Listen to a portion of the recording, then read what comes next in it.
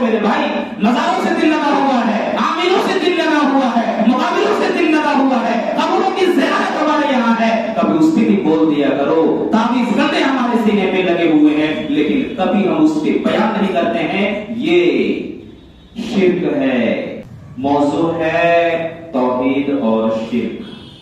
پچھلے جمعہ میں نے بتایا تھا توحید اور شرک کے تعلق سے، اسی موضوع کا دوسرا حصہ میں اس جمعہ کو لے کر آیا ہوں۔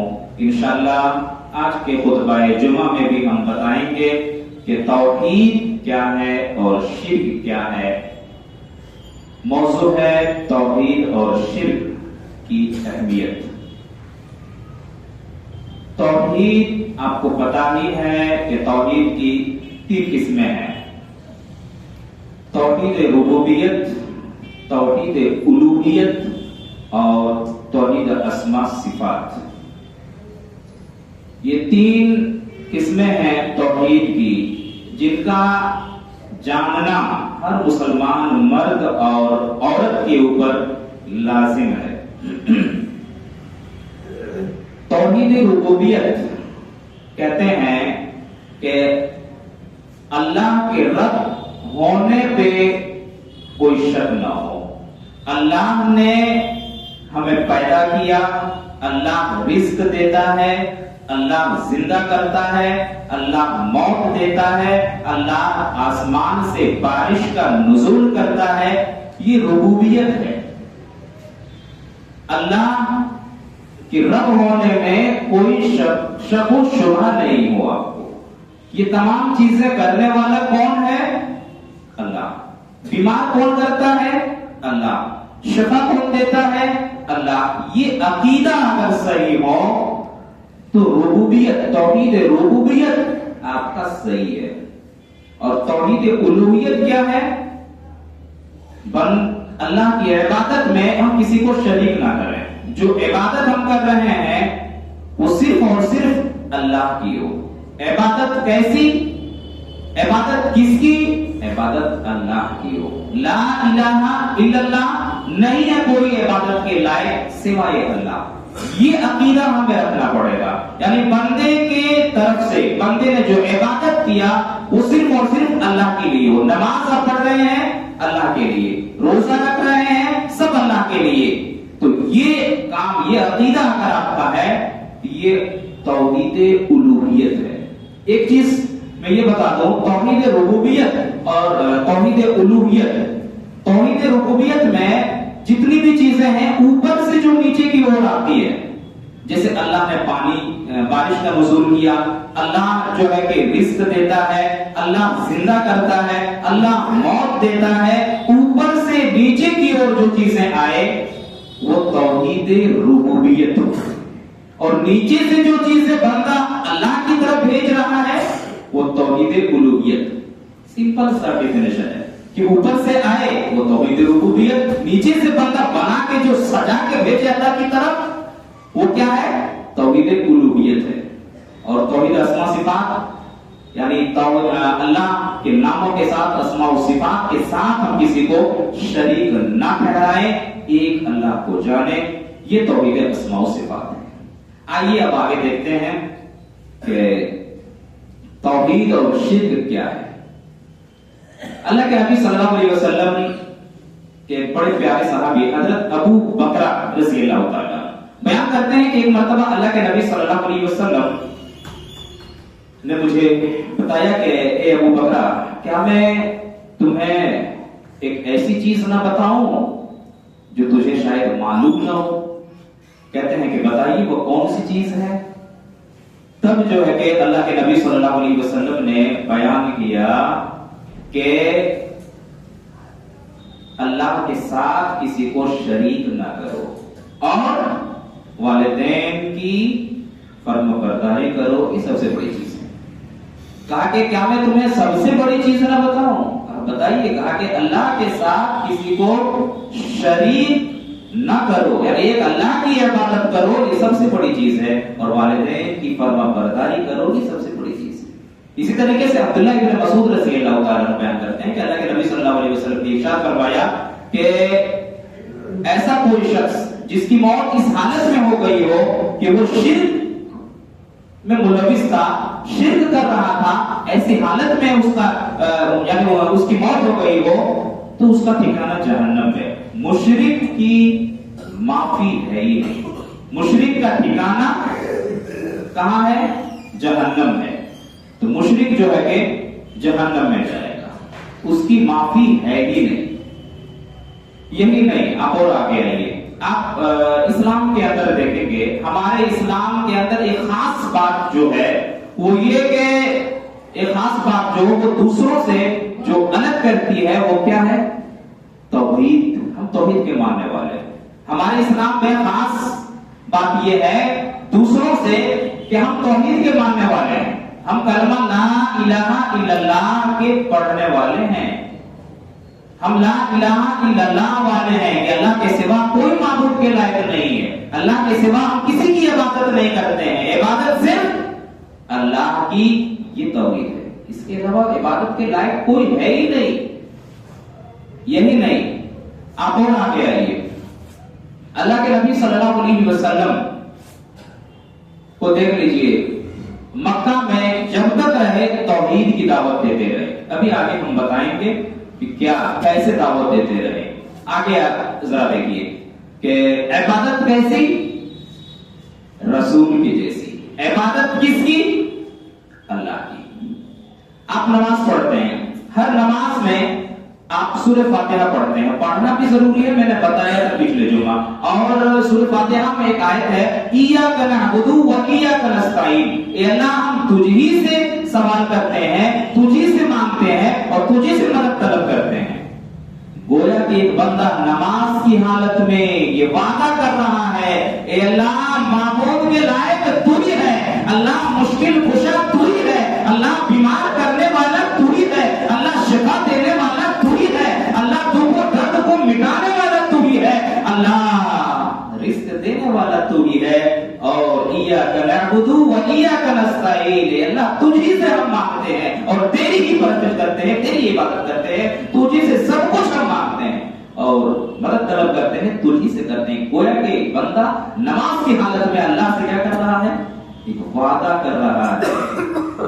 یہی نہیں، آپ اور آگے آئیں گے تو آپ کو پتا چلے گا یہ جو دعوت ہے اللہ کے نبی صلی اللہ علیہ وسلم کا، یہ عقیدہ توحید کا جو دعوت ہے، اللہ کے نبی صلی اللہ علیہ وسلم چھوٹے چھوٹے بچوں کو بھی یہی عقیدہ سکھایا کرتے تھے، چھوٹے چھوٹے بچوں کو بھی۔ اللہ کے نبی صلی اللہ علیہ وسلم کے چچا زاد بھائی حضرت عبداللہ بن عباس رضی اللہ تعالیٰ عنہ 8 سال کے بچے ہیں، 8 سال، اللہ کے نبی صلی اللہ علیہ وسلم کے ساتھ ایک سفر میں ہیں، سواری میں پیچھے بیٹھے ہوئے ہیں، اٹھنی میں پیچھے بیٹھے ہوئے ہیں، اللہ کے نبی صلی اللہ علیہ وسلم کہتے ہیں کہ اے میرے بچے، اذا سألت فاسأل اللہ واذا استعنت فاستعن باللہ، جب مانگو تو اللہ سے مانگو، جب مدد طلب کرو تو اللہ سے مدد طلب کرو۔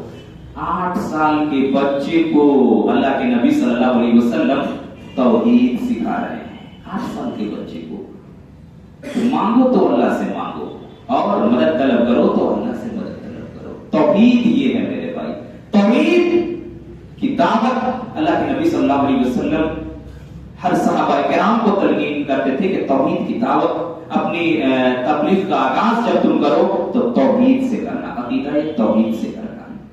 یہی نہیں، آپ جانتے ہیں صحابہ کرام کے اندر جب توحید آ گئی نا تو ان کا حال کیا تھا پتہ ہے؟ حضرت بلال رضی اللہ تعالیٰ عنہ کو دیکھیے، امیہ، ان کا مالک امیہ بن خلف، انہوں نے کیا کیا؟ حضرت بلال رضی اللہ تعالیٰ عنہ کو تپتی ہوئی ریت میں لٹا دیا، سینے میں گرم پتھر رکھ دیے اور طرح طرح کی آزمائش میں ڈالے گئے، اور کہا جاتا تھا بلال سے کہ اے بلال، ایک بار کہتے کہ توحید سے میں پھر گیا، ایک بار کہتے کہ یہ دین جھوٹا ہے، ایک بار تو کہتے کہ میں توحید میں ہوں ہی نہیں، ایک بار یہ مان لے۔ لیکن بلال رضی اللہ تعالیٰ جو معمولی غلام ہے، کچھ نہیں، معمولی غلام ہے، توحید، لیکن ان کا سینہ توحید سے بھرا ہوا تھا، کہا کہ نہیں ہو سکتا ہے، یہ جو چاہے کر لے، لیکن یہ میں گوارا نہیں کروں گا کہ میں اپنے ایمان کے ساتھ پھیل جاؤں، یہ نہیں کہوں گا میں توحید سے پھیل جاؤں، یہ ہو ہی نہیں سکتا ہے، جو چاہے کر لے۔ اور اللہ احد اللہ احد کے نعرے لگاتے چلے گئے میرے بھائی، یہ بلال رضی اللہ تعالیٰ، تاکہ میرا اللہ ایک ہے اور میں اسی کی عبادت کرتا ہوں، اس کے علاوہ کوئی عبادت کے لائق نہیں ہے۔ یہ توحید ان کے سینے میں بھرا ہوا تھا. یہی نہیں حضرت خبیب رضی اللہ تعالیٰ عنہ کو دیکھ لیجیے, سولی پہ چڑھایا جا رہا ہے. حضرت خبیب رضی اللہ تعالیٰ عنہ کو ایک موقع دیا گیا, کہا کہ خبیب تمہیں ایک موقع دیا جا رہا ہے, ایک بار تم کہہ دو کہ میری جگہ پہ میرے نبی محمد صلی اللہ علیہ وسلم کو سولی دے دی جائے, ایک بار اپنی زبان سے یہ کہہ دو, ہم تمہیں معاف کر دیں گے, بخش دیں گے. حضرت خبیب رضی اللہ تعالیٰ کے پاس یہ موقع تھا. کہا کہ اے مکہ کے کافرو, کیا تم چاہتے ہو کہ میرے نبی کو میری جگہ پہ تم سولی دے دو؟ ارے میں تو یہ بھی گوارا نہیں کروں گا کہ میرے نبی کو ایک کانٹا بھی چبھ جائے اور اس کانٹے کے چبھنے کی وجہ سے خبیب کی بخشش ہو جائے. یہ خبیب یہ بھی گوارا نہیں کرے گا. یہ کیسے سوچ لیے کہ میں اپنی جگہ پہ اپنے نبی کو سولی پہ چڑھا دوں؟ اللہ اکبر. یہ توحید ان کے سینے میں تھا میرے بھائی. ایک چیز ہے نا, توحید کی برکت وہ ہے کہ انسان کے اوپر جب توحید آ جاتا ہے نا تو انسان جو ہے, انسان کو توحید جو ہے کہ ہمتی بنا دیتا ہے.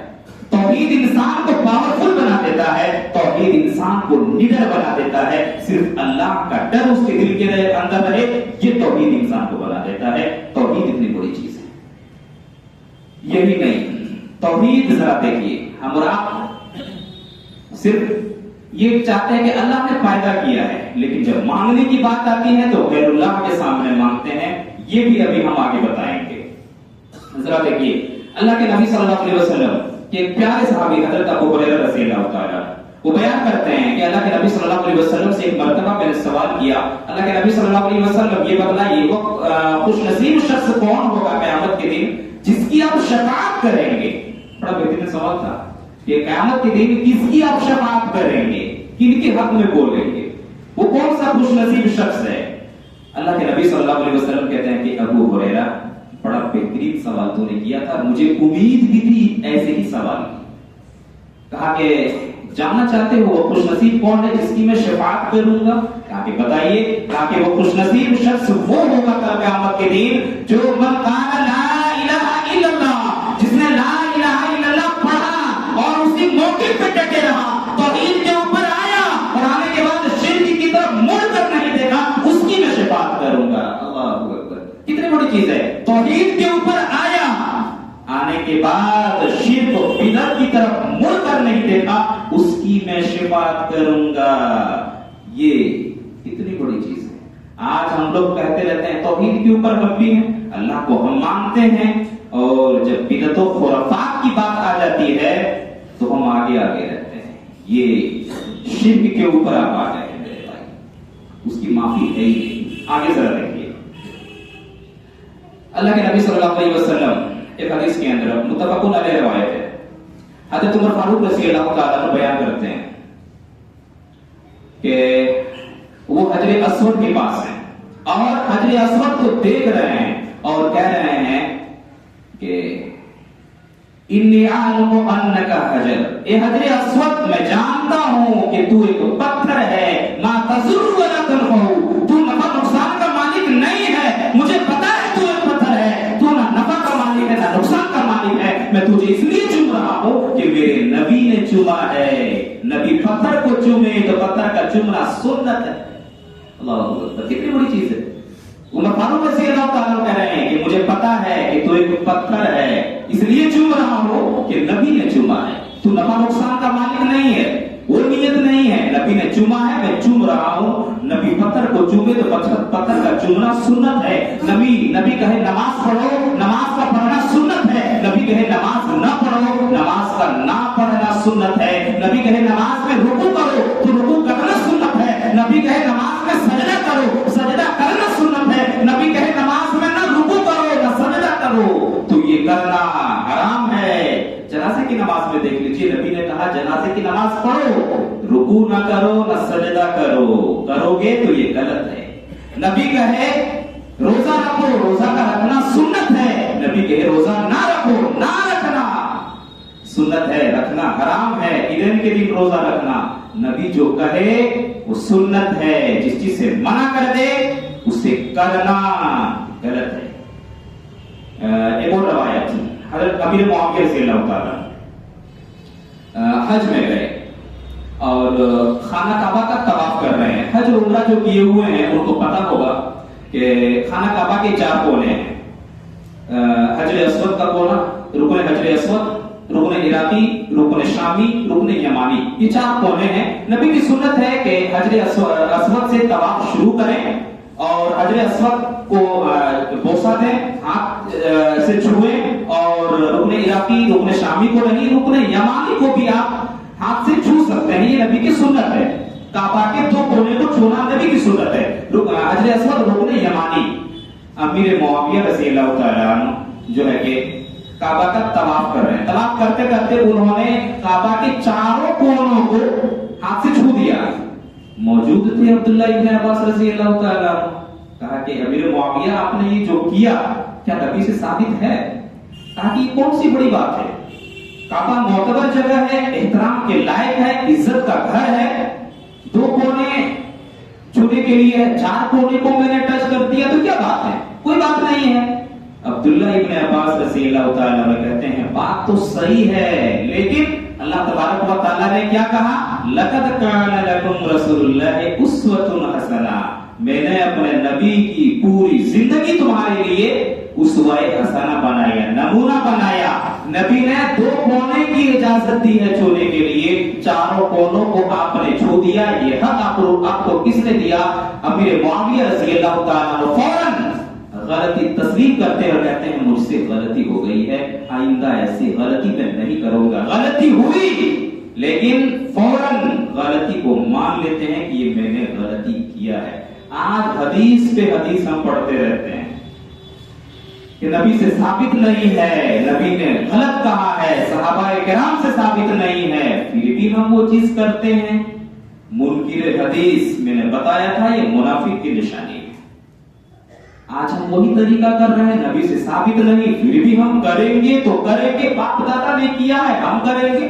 کون سی غلط بات ہے رات میں جاگے یا دن میں روزہ رکھے؟ کون سی غلط بات ہے؟ میرے بھائی نبی سے ثابت نہیں ہے، کرو گے تو غلط ہے. جتنا کہا گیا ہے اتنا ہی کرنا ہے. لقد کان لکم فی رسول اللہ اسوۃ حسنہ. نبی کی پوری زندگی کو نمونہ بنایا گیا ہے. اگر آپ نے ایسا کیا تو ٹھیک ہے، نہیں کیا تو گڑبڑ ہے پھر ایمان میں. آگے آئیے، آگے اور آگے دیکھیے کہ توحید کیا ہے اور شرک کیا ہے، اس کی آگے آپ کو پتہ چلے گا. آپ جانتے ہیں کہ اللہ کے نبی اب آپ کہتے ہیں کہ باپ دادا نے ایسا کیا. ہماری شریعت کے اندر آپ دیکھیں گے کہ جتنے بھی پیغمبر دنیا میں آئے شریعتیں الگ الگ تھی، سب کی سب الگ الگ شریعت لے کر آئے تھے. جو بھی رسول آئے ان کی شریعت، آنے والے رسول کی الگ شریعت تھی. یعنی شریعتیں بدلتی رہی رسولوں کے نزول کے حساب سے، لیکن توحید کا اصول کبھی ختم نہیں ہوا. توحید کا اصول نہیں بدلا. جتنے بھی پیغمبر آئے توحید کی دعوت سب کی اول دعوت تھی. شرک کے اوپر کبھی کمپرمائز نہیں کیا کسی نے، لیکن شریعتیں الگ الگ تھی. آپ دیکھیے حضرت آدم علیہ السلام کی شریعت کو دیکھ لیجئے. ان کی شریعت میں سگے بھائی بہن میں نکاح جائز تھا. ان کے بعد جو نبی آئے ان کی شریعت کو منسوخ کر دیا تاکہ وہ غلط تھا. اور حضرت نوح علیہ السلام کو دیکھ لیجئے، حضرت لوط علیہ السلام کو دیکھ لیجئے، ان کی شریعت الگ تھی. ان کے دور میں ان کی شریعت میں کافرہ عورت سے نکاح جائز تھا، لیکن بعد میں جو رسول آئے ان کی شریعت کو منسوخ کر دیا گیا. اپنی شریعت کو اپنا قانون نافذ کر دیا. شریعتیں بدلتی رہی، توحید کبھی نہیں بدلا. توحید کا اصول کبھی نہیں بدلا. شرک پہ کمپرمائز کبھی پیغمبروں نے کیا ہی نہیں. شریعتیں الگ الگ تھی لیکن توحید کا اصول کبھی نہیں بدلا. میرے بھائی یہی آپ دیکھیے اللہ کے نبی صلی اللہ علیہ وسلم کو دیکھ لیجیے. نبوت کی پوری زندگی کتنی تھی پتا ہے؟ 23 سال. 23 سال میں 13 سال اللہ کے نبی صلی اللہ علیہ وسلم مکہ میں گزارے، 10 سال مدینہ میں. مکہ میں اللہ کے نبی صلی اللہ علیہ وسلم کی 13 سالہ زندگی کا ایک ہی موضوع تھا، توحید، عقیدہ توحید. 13 سال تک اللہ کے نبی صلی اللہ علیہ وسلم نے مکے میں صرف توحید کی دعوت دیتے رہے. تقولوا لا الہ الا اللہ تفلحوا. لا الہ الا اللہ پڑھ لو تم کامیاب ہو جاؤ گے. لا الہ الا اللہ پڑھ لو، اللہ کی عبادت کرو، ایک اللہ کی عبادت کرو. साल तक मक्का में देते रहे। आप जानते हैं जो भी मसाइल, रोजा अल्लाह ने फर्ज किया मदीने में, नबी ने मसला बता दिया मदीने में। अल्लाह ने ज़कात को फर्ज किया मदीने में, अल्लाह ने हज को फर्ज किया मदीने में, नबी ने निकाह का मसला, खुला का मसला, तलाक का मसला मदीने में बता दिया। खरीद फरोख्त का मसला, खरीद फरोख्त के मसाइल, खरीद फरोख्त का तरीका नबी ने मदीना में बताया, मक्का में कुछ नहीं बताया। मक्का में जानते हैं, मक्का में लोग शराब भी पीते थे, नबी ने कभी मना नहीं किया। मदीना में आते ही नबी ने ऐलान कर दिया हराम है। मक्का में लोग और क्या करते थे पता है? मक्का के अंदर लोग सूद खाते थे, नबी ने मना नहीं किया। मदीने में आते ही मसला बता दिया, सूद खाना हराम है। मक्की जिंदगी में 13 साल जिंदगी में नबी का एक ही मौजू था, अकीदा-ए तौहीद, यानी सूद, शराब, ये तमाम चीजें मसलहत के तौर पे जो है कि मक्के में अल्लाह के नबी सल्लल्लाहु अलैहि वसल्लम यानी आमतौर से इस्तेमाल लोग किया करते थे। अल्लाह के नबी सल्लल्लाहु अलैहि वसल्लम ने मना नहीं किया, लेकिन पूरी तारीख उठा के देख लीजिए, शिर्क पे कंप्रोमाइज कभी नहीं किया। शराब पी रहा है ठीक है, मना नहीं किया। जुआ खेल रहा है, मना नहीं किया। सूद खा रहा है, मना नहीं किया। शिर्क कर रहा है, अल्लाह के नबी ने कहा कि लोगों को लगा बात माफी को ले उम्मत रसूल अल्लाह वजतनिबु तागूत। अल्लाह के नबी ने मना किया, कहा ये शिर्क ला जुल्म नज़ीम। शिर्क की बात आ गई का नहीं, ये नहीं चलेगा। शिर्क पे कंप्रोमाइज नहीं। और जितनी बुराइयां थी अल्लाह के नबी ने नजरअंदाज किया मक्के में, लेकिन शिर्क की बात जहां भी आई अल्लाह के नबी ने फौरन उसी वक्त टोक दिया, कहा ये गलत है। तो कहने का माना ये है कि जितने भी नबी दुनिया में आए शरीयतें अलग अलग थी, लेकिन तौहीद का उसूल नहीं बदला था। शिर्क पे कंप्रोमाइज किसी नबी ने नहीं किया। आप जानते हैं मुशरिकीन मक्का अल्लाह के नबी सल्लल्लाहु अलैहि वसल्लम के पास आए थे कंप्रोमाइज करने के लिए, सुलह करने के लिए आए थे। अल्लाह के नबी सल्लल्लाहु अलैहि वसल्लम से कहा, मुशरिकीन मक्का ने कहा कि ऐसा करें, हम आपके माबूदों की इबादत एक साल करेंगे, आप हमारे माबूदों की इबादत एक साल कर लीजिए, कौन सी बड़ी बात है, एक साल हम करेंगे एक साल आप कीजिए। अल्लाह तबारक व तआला ने वही नाज़िल कर दी, कुल या अय्युहल काफिरून ला तअबुदू मा तअबुदून वला अंतुम आबिदून मा अअबुदु वला अना अअबुदु मा अबदतुम लकुम दीनुकुम वलिय दीन। कुरान में वही नाज़िल कर, नबी ने क्या कहा कि ये हो ही नहीं सकता है कि मैं तुम्हारे झूठे माबूदों की इबादत करूं, ये मोहम्मद कभी नहीं चाहेगा, हो ही नहीं सकता। मैं एक अल्लाह की इबादत करने वाला हूं। नबी करीम सल्लल्लाहु अलैहि वसल्लम ने अपनी जिंदगी में सहाबाए किराम को दावत और तबलीग के लिए हर कोने में भेजे और एक ही तलकीन किया सबको कि जाओ अकीदा तौहीद लोगों को बताओ, तौहीद की दावत लोगों को दो। जहां जहां भेजे एक ही दावत पेश किया सबने, तौहीद क्या है, एक अल्लाह की इबादत करो, उसके अलावा कोई इबादत के लायक नहीं है, एक अल्लाह की इबादत। सब नबियों की यही दावत थी, शिर्क से सबने रोका, ये सब की दावत थी। आज लोग इस्लाम करते हैं, आज बहुत सारे लोग इस्लाम करते हैं, पकड़ पकड़ के नमाजी बना रहे हैं। आदमी दुकान में है, काम कर रहे हैं, पकड़ पकड़ के नमाज का तरीका बता रहे हैं, गले में तावीज है, कभी उसके ऊपर बयान नहीं करोगे आप।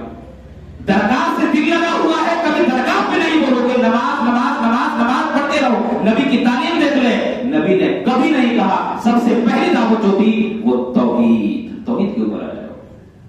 आज हम पकड़ पकड़ के नमाजी बना रहे हैं, नमाज पढ़ लो नमाज पढ़ लो। मेरे भाई क्या फायदा उस नमाज का, क्या फायदा उस सजदे का, दिल में गैरुल्लाह बसाए हुए हैं और मस्जिद में सजदे पे सजदे कर रहे हैं। ये नमाज किसी काम की नहीं रहेगी, ये सजदे किसी काम के नहीं, ये नमाज की इबादत तुम्हारे मुंह में बात दी जाएगा क़यामत के दिन। जिस नमाज में इखलास न हो वो नमाज काबिल नहीं। नमाज में बिल्लाहियत होना चाहिए, नमाज में तौहीद होनी चाहिए, नमाज में मिलावट, वो सजदे तुम्हारे मुंह पे कल क़यामत के दिन मार दिए जाएंगे। आज हम सिर्फ ये करते हैं नमाज नमाज नमाज। मेरे भाई पहले ताबीज भी देख लिया करो, पहले दरगाह से दिल लगा हुआ है ये भी देख लिया करो, कभी इसकी दावत भी दे दिया करो। नबी की पहली दावत ही 13 साल مکہ میں رہے بس ایک ہی موضوع تھا، عقیدہ توحید۔ آج دیکھتے ہیں، اگر ہم لوگ آج دیکھتے ہیں ایک چیز، مسلمانوں کے گھروں میں آپ جائیں، مسلمانوں کے دکانوں میں جائیں، بڑا افسوس ہوتا ہے، ناریل باندھا ہوا ملے گا، ناریل ٹانگا ہوا ملے گا، تو کہیں پہ نیمبو اور مرچ آپ کو مل جائے گا، کالے کپڑے میں کچھ باندھا ہوا مل جائے گا، لال کپڑے میں باندھا ہوا مل جائے گا، پیلے کپڑے میں کچھ مل جائے گا، تو کسی عامل سے لکھوا کے کچھ گنتی آپ کو لکھے ہوئے مل جائیں گے، تو کہیں پہ 786 لکھا ہوا آپ کو دکھائی دے گا۔ بڑا افسوس ہے میرے بھائی، جس نبی کی دعوت رہی ہے، جس نبی نے تعلیم دی ہے، قدم قدم سے شرک، قدم قدم پہ شرک سے روکا ہے، اس نبی کی امتی کا حال یہ ہے کہ لال کالے پیلے کپڑوں پہ ہمارا ایمان۔ توحید میرے بھائی، توحید کو اپناؤ۔ ہم لال کالے پیلے کپڑے پہ ہم اپنے ایمان کو رکھیں، گنتیوں پہ ایمان کو ہم چھوڑ دیں، اور اس اللہ سے برکت کی امید، اس اللہ سے نصرت کی امید، یہ ہو ہی نہیں سکتا ہے میرے بھائی۔ اس لیے کہ آپ کا جو ہے کہ ہم لوگوں کا ایمان آج کیا ہے، ہم لوگ کیا کرتے ہیں، دعوت تو دیتے ہیں لیکن توحید کی دعوت نہیں دیتے ہیں، شرک سے لوگوں کو نہیں ڈراتے ہیں، اور اللہ سے برکت کی امید، اللہ سے نصرت کی امید یہ نہیں دیکھتے ہیں کہ مزاروں سے دل لگا ہوا ہے، کبھی اس پہ بھی بیان کر دیا کرو میرے بھائی، مزاروں سے دل لگا ہوا ہے، عاملوں سے دل لگا ہوا ہے، مقابلوں سے دل لگا ہوا ہے، قبروں کی زیارت ہمارے یہاں ہے، کبھی اس پہ بھی بول دیا کرو، تعویذ گندے ہمارے سینے پہ لگے ہوئے ہیں لیکن کبھی ہم اس پہ بیان نہیں کرتے ہیں، یہ شرک ہے۔ اور ایک چیز آج کل ہم لوگ کیا کرتے ہیں، میں نے بتایا کہ 786 بہت لوگوں کا عقیدہ ہے خیر و برکت، بہت لوگ تو بسم اللہ بھی مانگتے ہیں، بسم اللہ ہے۔ میں نے مدینہ شریف میں دیکھا ہے جہاں پہ چپل جوتے رکھے جاتے ہیں نا، وہاں کا جو نمبر ہے وہ 786 ہے۔ اگر اتنی معتبر چیز یہ ہوتی، یہ گنتی 786، تو چپل رکھنے والی جگہ پہ 786 کیوں لکھا جاتا میرے بھائی؟ یہ عقل میں آنے والی بات ہے نہیں۔ دوسری چیز، کچھ عاملوں سے گنتی لکھوا کے لٹکا دیتے ہیں، یہ پروٹیکشن کرے گا، برکت یہاں سے میرے بھائی، ایمان اللہ پہ دینے والا اللہ ہے، رزق دینے والا اللہ، بیمار کرنے والا اللہ، شفا دینے والا اللہ، برکت دینے والا اللہ، دکان کو بٹانے والا اللہ، دکان کو آباد کرنے والا اللہ، یہ عقیدہ رکھو گے اللہ رزق میں برکت دے گا۔ عقیدہ عاملوں پہ ٹکا دو گے، اللہ کی قسم تباہ و برباد ہو جاؤ گے، دنیا میں بھی تباہ و برباد، آخرت میں تو ہے ہی ہے جہنم، اس کے علاوہ کوئی ٹھکانہ نہیں ہے۔ یہی نہیں، اب اور آگے آئیے، آج کل ہم لوگ ایک اور کام کرتے ہیں کہ گھروں میں سورہ یاسین لٹکا دیتے ہیں، آیت الکرسی لٹکا دیے، کہیں پہ چاروں کل لٹکا دیے، اکثر گھروں کا یہ حال ہے، اکثر جو ہے کہ میں نے اکثر گھروں میں جہاں جہاں میں جاتا ہوں یا جہاں سے پتہ بھی چلتا ہے، سورہ یاسین، آیت الکرسی چاروں کل لٹکے ہوئے میرے بھائی، یہ بھی شرک ہے۔ آپ سوچ رہے ہو یہ کیسے شرک ہو سکتا ہے؟ یہ بھی تعویذ کے زمرے میں ہے، لوگ گلے میں لٹکائیں، دیوار میں آپ لٹکا رہے ہیں، یہ بھی شرک کیسے؟ ذرا دیکھیے، اگر آپ پڑھنے کے حساب سے لٹکاتے ہیں، آیت الکرسی ہو چاہے سورہ یاسین ہو، اور سورہ یاسین کی بہت بڑی فضیلت بیان کرتے ہیں کہ پڑھنے سے جنت میں جائیں گے، جہنم سے چھٹکارا ہوگا، تمام گناہ معاف کر دے گا۔ عام سورتوں کی طرح ہے، خاص فضیلت اس سورت کے اندر اور کوئی خاص فضیلت ہے ہی نہیں، کسی حدیث سے ثابت نہیں ہے۔ لوگ گھر میں لٹکاتے ہیں، آپ لٹکا رہے ہیں، پڑھنے کے لیے لٹکا رہے ہیں تو صحیح ہے، اگر سجانے کے لیے لٹکا رہے ہیں یہ وبال ہے۔ اس لیے حضرت عمر فاروق رضی اللہ تعالیٰ عنہ کے دور میں کچھ صحابہ کرام ایسا کرتے تھے، کچھ صحابہ کرام کو دعائیں یاد نہیں ہوتی تھی تو تختی میں لکھ لیتے تھے اور کہیں چپکا دیتے تھے دعا کو، پھر جب دعا یاد کر لیتے تھے اسے وہاں سے نکال دیتے تھے، یاد کرنے کے لیے لٹکاتے تھے، دیوار کو سجانے کے لیے نہیں۔ ہم لوگ آج دیوار میں لٹکاتے ہیں دیوار سجانے کے لیے، آیت الکرسی لگا دیے، اور ایسے ایسے فونٹ میں آج کل آنے لگے کہ ایک عالم خود اس فونٹ کو نہیں پڑھ سکتا ہے، ایک جاہل کہاں سے پڑھے گا اس چیز کو؟ کیا لکھا ہوا ہے؟ سجانے کے لیے قرآن کبھی نہیں آیا ہے، اس چیز کو ذہن نشین کر لیں۔ اگر آپ نے ایسا کیا، قرآن کا استعمال سجاوٹ کے طور پہ کیا، اللہ کی قسم آپ نے شرک کیا۔ سجانے کے لیے قرآن نہیں ہے، قرآن پڑھنے کے لیے آیا ہے۔ اگر آپ نے آیت الکرسی لگایا کہیں پہ یاد کرنے کے غرض سے تو وہ صحیح ہے، جیسے یہاں پہ میں نے لگایا ہے۔ آپ اپنے داہنے طرف دیکھیں گے، نماز، ہر فرض نماز کے بعد مسنون اذکار، یہ صحیح ہے، کیوں؟ یہ پڑھنے کے لیے لگایا گیا ہے، یہ سجانے کے لیے نہیں ہے. پڑھنے کے حساب سے اگر آپ لگاتے ہیں تو صحیح ہے, لیکن سجانے کے لیے لگا رہے ہیں, یہ آپ کے لیے وبال بن سکتی ہے. یہ چیزیں یہ قرآن کل قیامت کے دن گواہی دے گا, اللہ یہ مجھے سجایا کرتا تھا, کبھی پڑھا نہیں تھا, کبھی پڑھتا بھی نہیں تھا, سجانے کے لیے مجھے استعمال کرتا تھا, اللہ سے پکڑ لے تو. اور قرآن گواہی دیتا ہے جس انسان کے تعلق سے, اللہ اسے چھوڑنے والا ہے کبھی نہیں. آگے آئیے, اللہ ہدایت دے. لاسٹ چیز میں بیان کروں گا کہ اللہ کے نبی صلی اللہ علیہ وسلم کی حدیث متفق علیہ روایت ہے, مسلم شریف کے اندر بھی ہے اور بخاری شریف کے اندر بھی روایت ہے. اللہ کے نبی صلی اللہ علیہ وسلم کل قیامت کے دن اپنے امتیوں کو کوثر کا جام پلائیں گے. کوثر کا جام اپنے امتیوں کو پلائیں گے اپنے ہاتھ سے. کچھ لوگ آئیں گے, اللہ کے نبی صلی اللہ علیہ وسلم انہیں بھی کوثر کا جام پلانے کی کوشش کریں گے, فرشتے منع کر رہے ہیں, کہیں گے اللہ کے نبی صلی اللہ علیہ وسلم آپ انہیں نہیں پلا سکتے.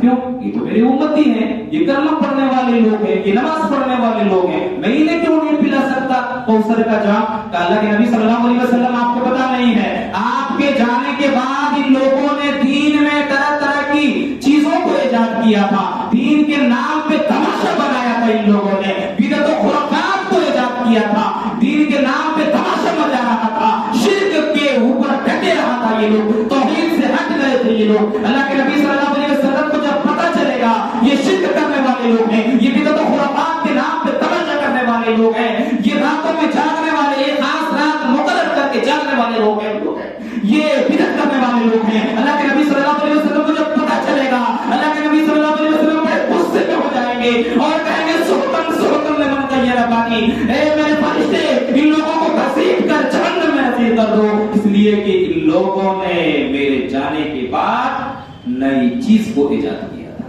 اللہ اکبر. آج ہم سنتے ہیں اور بہت سارے لوگوں کی مجبوریاں بھی ہوتی ہے جمعہ میں سننے کی, آ کے بیٹھ گئے, اٹھ بھی نہیں سکتے, عمل نہیں کرتے. عمل ضروری ہے, سننے کے بعد نکال دینا. پھنسو گے میرے بھائی, اس وقت یاد کرو گے کہ اب ہم کہاں آ گئے. باپ دادا کا دین میں بار بار کہتا ہوں اسلام میں نہیں چلتا ہے. ابراہیم علیہ السلام کی مثال, باپ دادا بتوں کی پوجا کرتے تھے, ابراہیم علیہ السلام نے کیا نہیں کیا. صحابہ کرام کی زندگی کو اٹھا لیجئے, باپ دادا کا دین اسلام میں نہیں ہے. پہلے رسولوں کی شریعت پہ عمل کرو گے وہ بھی نہیں ہے. دلیل اس طرح آخری چیز, اللہ کے نبی صلی اللہ علیہ وسلم کے سامنے حضرت عمر فاروق رضی اللہ تعالیٰ عنہ آتے ہیں, ابوبکر صدیق رضی اللہ تعالیٰ عنہ بھی آتے ہیں, تورات کا نسخہ لے کر.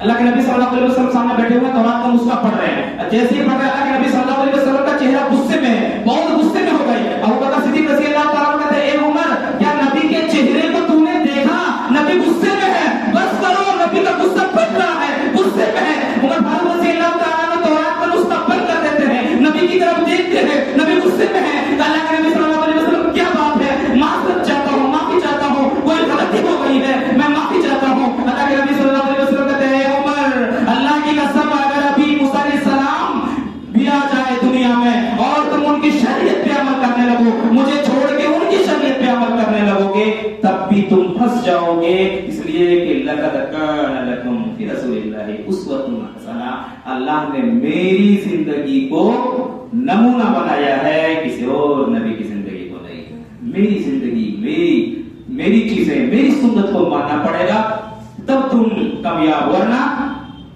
ناکام ہوتے چلے جاؤ گے میرے بھائی. تو نماز یہ معنی نہیں رکھتا ہے, معنی کیا رکھتا ہے, توحید. توحید سب سے بڑی چیز ہے. دل کے اندر درگاہ پالے ہوئے ہیں, دل کے اندر مزاروں کو پالے ہوئے ہیں, دل کے اندر عاملوں کو پالے ہوئے ہیں, دل کے اندر مقابلوں کو پالے ہوئے ہیں, اور رجوع ایک اللہ سے اور امید اللہ سے یہ ہو ہی نہیں سکتا ہے میرے بھائی. اللہ سے بار بار ہم مانگتے ہیں, اللہ نہیں دیتا ہے, اللہ سے شکایت. مزاروں سے مانگتے ہو, نہیں ملا, کبھی شکایت کیا تم نے مزاروں پہ, کبھی کمپلین کیا مزاروں پہ؟ میرے بھائی دینے والا اللہ ہے, لینے والا اللہ ہے, نفع کا مالک اللہ, نقصان کا مالک اللہ, رزق دینے والا اللہ, اولاد دینے والا اللہ, اولاد نہ دینے والا اللہ, شفا دینے والا اللہ, بیمار کرنے والا اللہ, سب کچھ کرنے والا کون ہے؟ یہ اللہ. یہ توحید ربوبیت ہے میرے بھائی. عمل توحید کے اوپر کرو, پڑھو. اور ایک چیز میں کہتا ہوں, الحمدللہ مسجد سلفیہ کے اندر ہر دن فجر کے بعد توحید کا درس میں نے شروع کیا ہے.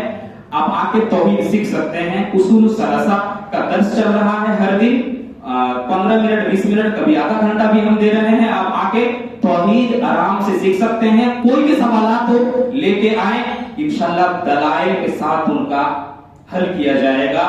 یہ پیر بزرگ کی باتوں کے کتابوں پہ عمل نہیں, کتابوں سے دلیل نہیں, رسول کی حدیث ہے, رسول کی حدیث سے دلیل دیں گے. پیر بزرگ کی باتیں ہمارے یہاں نہیں چلتی ہے. جو نبی کی حدیث ہے, جو اللہ کا فرمان ہے, اس سے دلیل دیں گے. اب آئے سوال تو کریں میرے بھائی. صحابہ کرام سوال پہ سوال کرتے تھے. اللہ کہتے یہ کیسے ہوا, یہ ایسا آپ نے کیا, کیا یہ صحیح ہے, یہ ایسے کیسے ہوا, سوال کرتے تھے. اللہ کے نبی جواب دیتے. سوال کرو گے نہیں, علماء کرام سے ڈرو گے تو کہاں سے ہوگا میرے بھائی. کرو سوال, جو چیزیں ہیں وہ جاننے کی کوشش کرو. ایک آپ موبائل خریدتے ہو, آن کر کے دیکھتے ہو, فلپکارٹ سے امیزن سے کچھ سامان منگاتے ہو, بار بار اسے چیک کرتے ہو صحیح ہے کہ نہیں, تب پیمنٹ کریں گے. میرے بھائی جس دین کے اوپر عمل کر رہے ہو, نماز پڑھ رہے ہو, اس کے لیے کبھی آپ نے تحقیق کیا اللہ قبول کر رہا ہے کہ نہیں کر رہا ہے, کیا طریقہ تھا نبی کا, اللہ نے کیا بتایا ہے, کبھی آپ نے غور و فکر کیا نہیں کیا, آپ پکڑے جاؤ گے. اس لیے کہ آپ نے تحقیق کرنے کی کوشش نہیں کیا. اللہ تبارک و تعالیٰ سے دعا ہے ہم لوگوں کو ان سب باتوں کے اوپر عمل کرنے کی توفیق عطا فرما. اللہ جب تک دنیا میں رکھ, ایمان و اسلام پہ رکھ, اللہ ہمارا خاتمہ ہو تو خاتمہ بالخیر ہو. اللہ ہم لوگوں کو صحیح دین کے اوپر آنے کی توفیق عطا فرما. اللہ ہم میں سے جو بھٹکے ہوئے ہیں, غلط طریقے پہ ہیں, اللہ تو انہیں صحیح راستے پہ لانے کی توفیق عطا فرما. اللہ ہمارے معاشرے میں جو بھی نوجوان رزق کے تلاش میں ہے, اللہ تو انہیں رزق عطا کر. اللہ جو بھی نوجوان شادی کی عمر کو پہنچ گئے ہیں, اللہ تو ان کے لیے کہیں سے دیندار لڑکی کا رشتہ بھیج دے. اللہ ہمارے معاشرے میں جو بھی بہن بیٹیاں شادی کی عمر کو پہنچ گئی ہے, اللہ تو ان کے لیے کہیں سے دیندار لڑکے کا رشتہ بھیج دے. اللہ جو بھی پریشان حال ہے, اللہ تو ان کی پریشانی کو دور کر دے. اللہ جو تنگ دست حال ہے, اللہ تو ان کی تنگ دستی کو دور کر دے.